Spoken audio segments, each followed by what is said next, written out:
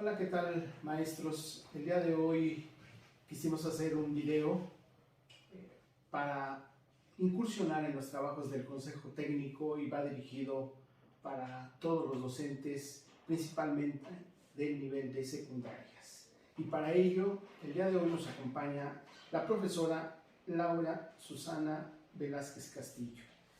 Ella es originaria del municipio de Ixtapaluca, aquí en el Estado de México.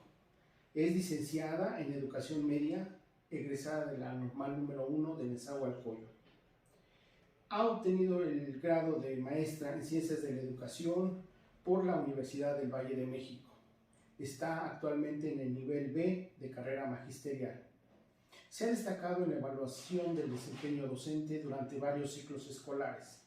Tiene una certificación en la elaboración de proyectos de aprendizaje, integrando el uso de las tecnologías de la información y la comunicación. Consta de 29 años de experiencia en el nivel de secundarias exclusivamente. A lo largo de su trayectoria ha sido postulada como mejor docente en la zona escolar S092. Ha participado como evaluadora en el Centro Nacional de Evaluación para la Educación Superior, CENEVAL, en la valoración cuantitativa de los instrumentos de evaluación diagnóstica de la educación básica. Además, ha sido asesora de profesores en procesos de prelación y expositora en la estrategia BEBA en la ciudad de Toluca.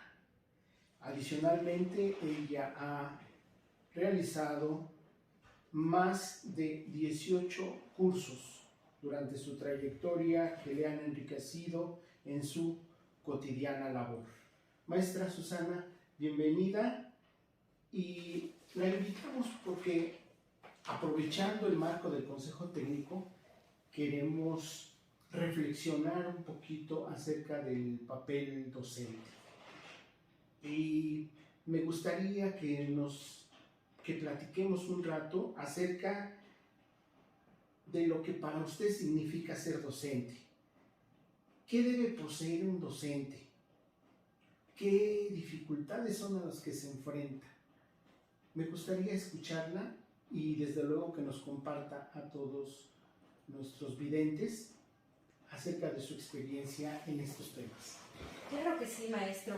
Antes que nada es un gusto para mí estar aquí con el maestro Arturo, que siempre se ha encargado de generar este tipo de eventos en beneficio de toda la zona escolar, en beneficio de todos los compañeros maestros.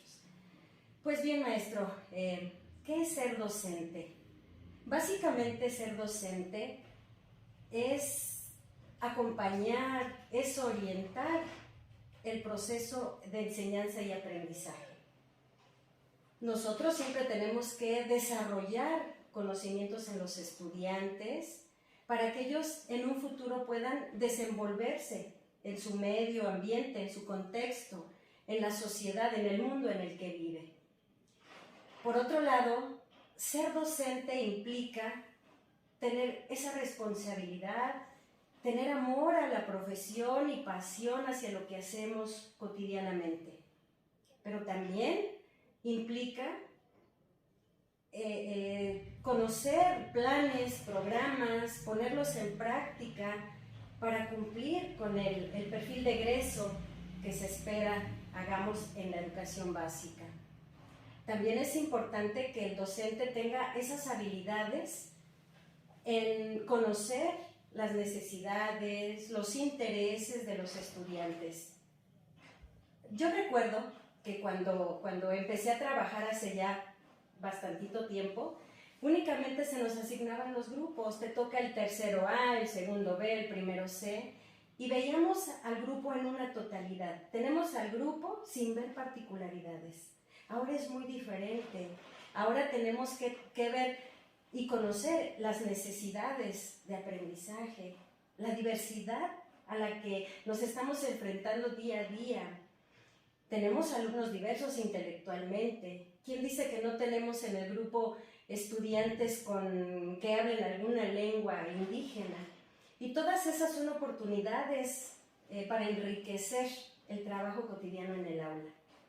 Otra habilidad que debe poseer el docente, considero que es organizar el trabajo en el grupo, en equipos de trabajo, porque los alumnos construyen conocimientos de manera colectiva y esas construcciones son más enriquecedoras que un aprendizaje individualizado.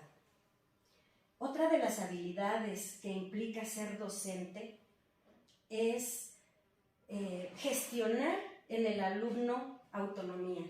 Y lo vivimos ahora con la pandemia. Nosotros en el trabajo a distancia tuvimos que generar que el alumno aprendiera a aprender, que es una modalidad de la nueva escuela mexicana. Y entonces, pues nos hicimos de diversas estrategias para enseñar e inculcar precisamente la autonomía en los estudiantes. Y yo terminaría con qué implica ser docente, con la evaluación. Nosotros tenemos que tener diversas herramientas para poder evaluar en el aula, y esa evaluación en la modalidad sistemática y continua. Sí. Maestra, con todo lo que nos acaba de señalar, me parece que usted dio un concepto básico, que es, maestra, con todo lo que nos acaba de señalar, me parece que el concepto básico sería el amor por la profesión, por nuestra vocación, por lo que hacemos como docentes. Yo creo que juega un papel fundamental en nuestra labor cotidiana. Pero tratando de que este diálogo, esta participación de usted nos pudiera enriquecer, ahora trataría yo de llevarla hacia la reflexión de lo que nos plantea la guía. La guía nos plantea que hablemos un poquito más allá del sentido numérico.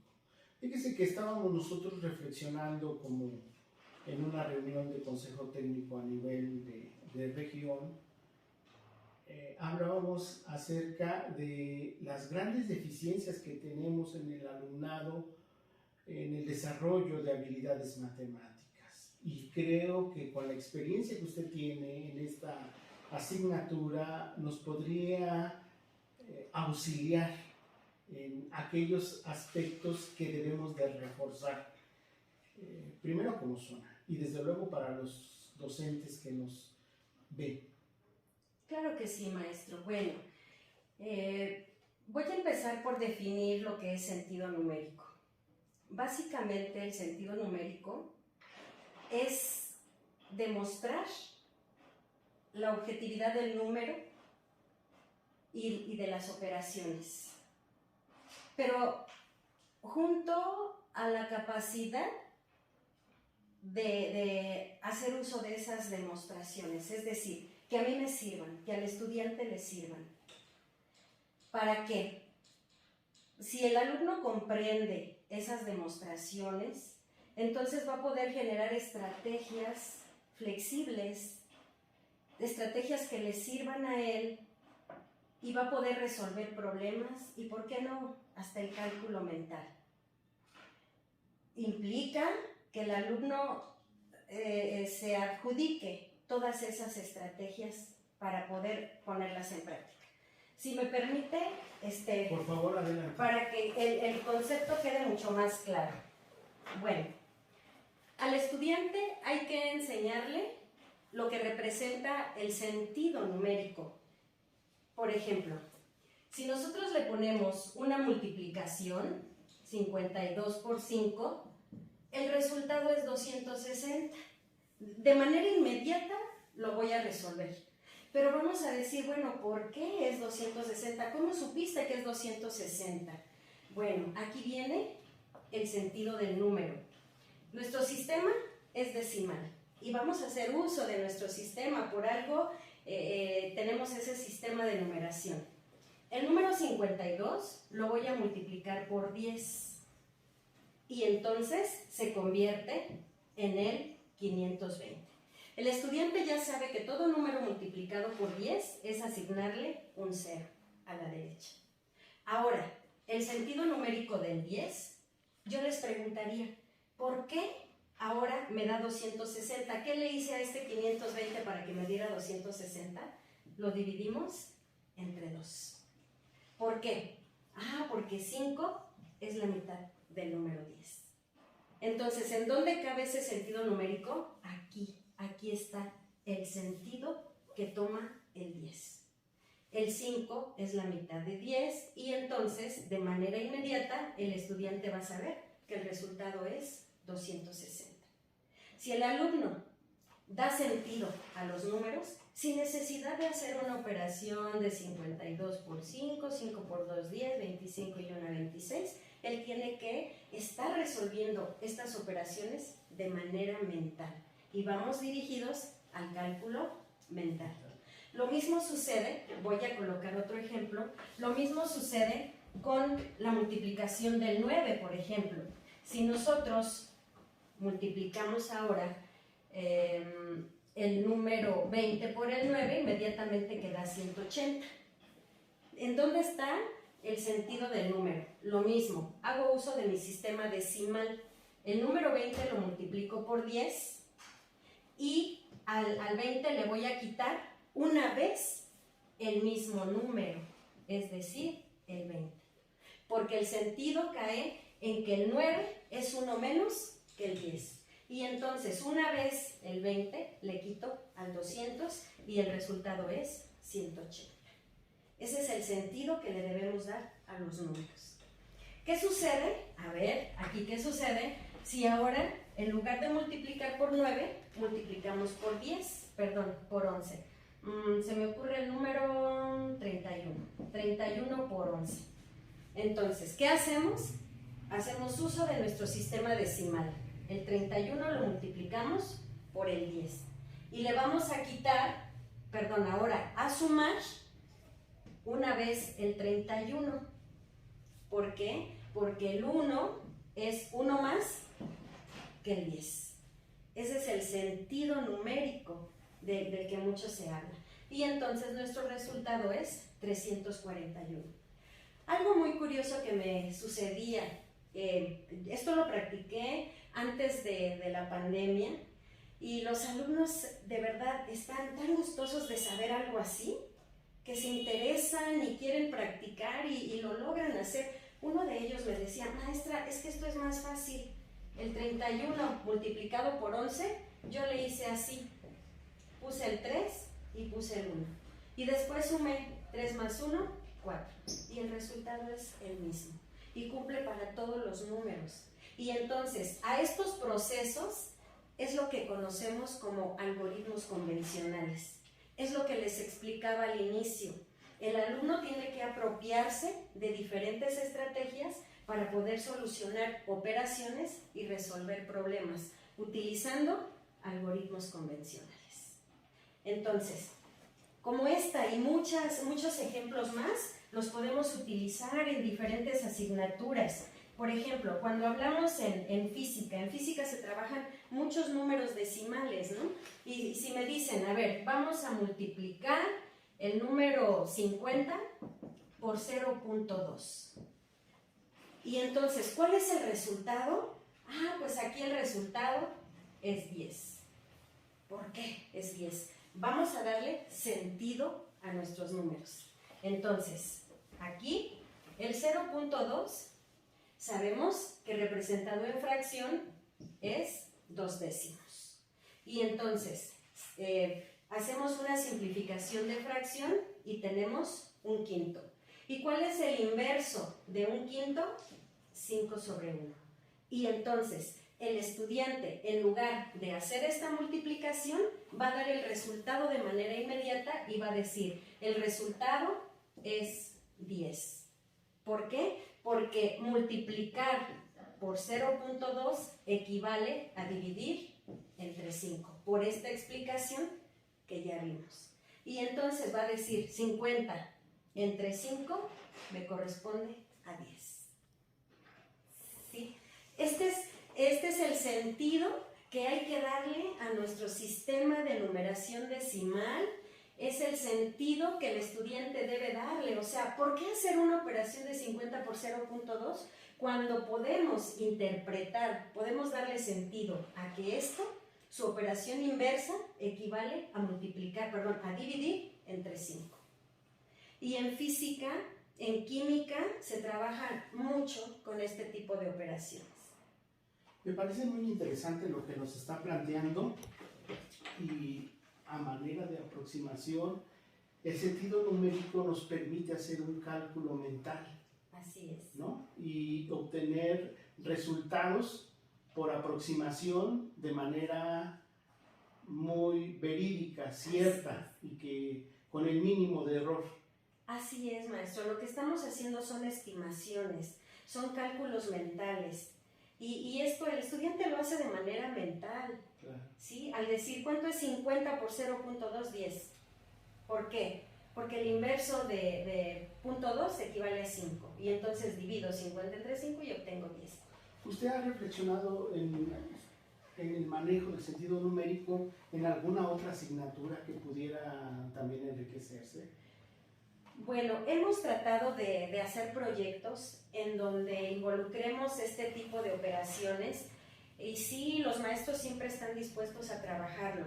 Sí lo hemos realizado en la escuela donde trabajo en la actualidad, en diferentes asignaturas, pero aquí la dificultad, maestro, es que requerimos de tiempo, porque yo creo que lo principal o el primer paso a dar para este tipo de situaciones es enseñar y dedicar tiempo a este tipo de pensamiento, a este tipo de darle sentido a esos números. Yo creo que serían proyectos a mediano o a largo plazo, maestro. Y si todos en colaborativo, todas las asignaturas participamos en esta situación, uy, maestro, sería fabuloso, ¿no? Ya lo dice el método Singapur.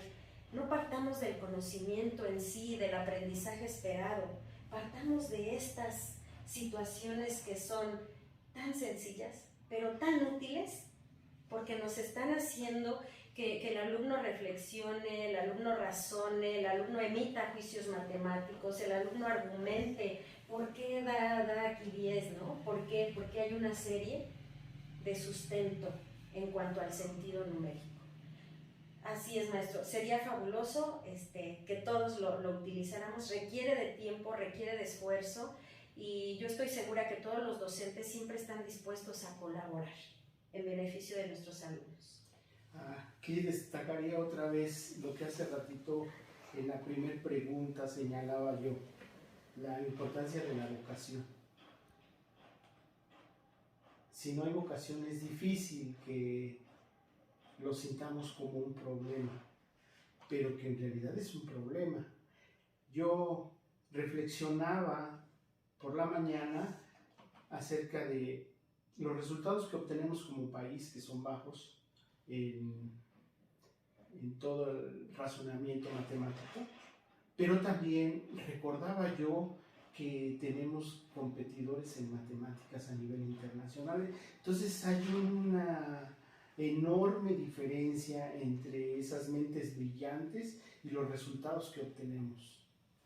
Y me quedo pensando que en parte también es nuestra responsabilidad en las escuelas abordar la búsqueda del razonamiento matemático, pero visto de una manera que el alumno no lo rechace, porque a lo mejor ese es el problema que tenemos, que los alumnos rechazan el pensamiento matemático, pues porque a veces como docentes no encontramos las formas, las maneras de dirigirnos a ellos. Entonces, maestra, no sé si quisiera hacerles alguna recomendación a los maestros de las instituciones que seguramente nos van a ver acerca de cómo trabajarlo, qué hacer, algunas sugerencias que nos puedan dar. Claro que sí, maestro.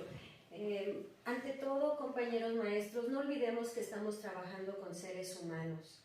Bien lo dice nuestro enfoque de la nueva escuela mexicana, es el sentido humanista. Si nosotros visualizamos a cada uno de nuestros estudiantes, nos damos cuenta que como seres humanos tenemos o tienen muchas necesidades muchas áreas de oportunidad. Trabajemos con ellos considerándolos seres humanos que están dispuestos a ir a la escuela, y si nosotros amamos nuestra profesión y nos desempeñamos con esa pasión, porque estamos aquí porque nos gusta nuestro trabajo, entonces yo les voy a transmitir, o nosotros les podemos transmitir ese amor a las matemáticas. Yo cada que entro a un nuevo ciclo escolar, la primera pregunta que les hago es: ¿a quién no les gustan las matemáticas? Pensando que van a ser pocos estudiantes y que no me va a costar trabajo contarlos, pero es mentira, porque a quién no le gustan las matemáticas, y casi el 100% de estudiantes levantan la mano. Al terminar el ciclo escolar, les vuelvo a hacer la misma pregunta, y mi sorpresa es que al 100% les agradan las matemáticas. Hay que transmitir primero ese gusto por la materia. Es bien bonito. Cuando nosotros aplicamos este tipo de situaciones, para ellos se les hace nuevo. Es una novedad que ellos estén aprendiendo una multiplicación de este tipo y no la estén haciendo mecánicamente como nos traemos ya ese método de niveles anteriores, ¿no? Y no culpo a mis compañeros, simple y sencillamente así nos marcan los planes y programas y nosotros tratamos de seguirlos. Entonces mi consejo, compañeros, es: amemos lo que hagamos, amemos lo que hacemos cada día en nuestras aulas, considerando que es con seres humanos con los que estamos trabajando. Maestra, pues me dejaría nada más hacerle la última pregunta, que es: ante todo este panorama que estamos viviendo de incertidumbre por una pandemia que no pedimos, pero que nos llegó, que no la provocamos, pero que ahí está, en donde hemos tenido familias, hemos tenido pérdidas irreparables, pero que ahí está, ¿cómo nos debemos de transformar ahora con todo esto? Con los aprendizajes que no logramos como docentes, como el sentido numérico, como el razonamiento matemático. ¿Cómo logramos cambiar? ¿Cómo debemos de cambiar ante esta nueva realidad? Sí, maestro, yo lo puedo ver desde dos puntos de vista. Esa reconstrucción, en primer lugar, debe ser en cuanto a la profesionalización docente. Si bien nos vimos obligados en suspender actividades presenciales por la COVID-19, ya bien lo dice usted, y nos vimos en la imperiosa necesidad, primero, de mantener o de establecer una comunicación eficiente con nuestros estudiantes, por lo que recurrimos a los recursos tecnológicos. Para las sesiones recurrimos a las plataformas digitales, que si bien muchos estoy segura de que las conocíamos, pero no las utilizábamos con nuestros estudiantes. Entonces, ¿qué hicimos? Pues y hacernos de webinars que muchos nos apoyaron, tomamos cursos en cuanto a gamificaciones del aprendizaje, ¿no? Cómo a través del juego hacemos que nuestros estudiantes aprendan en el empleo de las herramientas digitales. Entonces, esa reconstrucción, en primer lugar, tiene que ser así, maestro, en una constante actualización, para que nuestros estudiantes no nos rebasen. Si bien nos hemos sentido rebasados, pero como docentes tenemos que estar, si no arriba de ellos, a la par de ellos en esas situaciones tecnológicas. El segundo aspecto es reconstruirnos en el sentido humanista. Mucho creo que he mencionado al respecto, pero para mí se me hace un punto importantísimo. Tenemos que brindarle el apoyo a los estudiantes. Tenemos que hacer que el estudiante regule sus emociones. Y regularnos las nuestras también es una tarea difícil. Entonces, en esos dos sentidos, maestro, considero que tiene que ser esa reconstrucción. Considerar al estudiante, no permitiendo, rebasando más allá de lo que debe ser, dándole el apoyo. Porque imagínense, si los centros escolares, yo creo que son las instituciones de socialización más importantes que el estudiante tiene. Y si nosotros no apoyamos, ¿qué vamos a tener? Rezago educativo, abandono escolar. Y entonces, no, nosotros tenemos que apoyar esa situación. Hay que ser humanitarios con nuestros estudiantes, con nuestra propia comunidad, con nuestros propios compañeros, ser empáticos.